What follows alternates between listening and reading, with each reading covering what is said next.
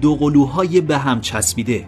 لاله و لادن دوقلوهایی بودن که تو سال 1352 تو فیروزآباد فارس به دنیا اومدن و با مشکلات زیادی مواجه شدن، از جمله به هم چسبیده بودن اونها در ناحیه سر. متاسفانه پدر و مادر این دو قلوها به خاطر شرایط و ویژگی‌های خاصشون اونا رو تو بیمارستان رها کردن که در سال 1354 دکتر علیرضا صفاییان لاله و لادن رو به فرزندی پذیرفت و برای اونا شناسنامه گرفت. بعد از سالها اونا از هویت واقعی خودشون مطلع شدن که تصمیم گرفتن تو خونه مستقل به دور از هر دو خانواده زندگی کنن. ماجرای تحصیلیشون هم خیلی غم انگیز بوده. یکی مدیریت یزد قبول شده بوده و اون یکی حسابداری کرج، که تو این شرایط یکی باید قید تحصیل رو به نفع اون یکی دیگه میزده. به خاطر همین در سال 1382 عمل جراحی اونا علیرغم تمام هشدارها در سنگاپور زیر نظر 125 متخصص و پزشک صورت میگیره که بعد از 52 ساعت عمل مداوم هر دوی اونا دچار خونریزی میشن و متاسفانه جون میسپارن.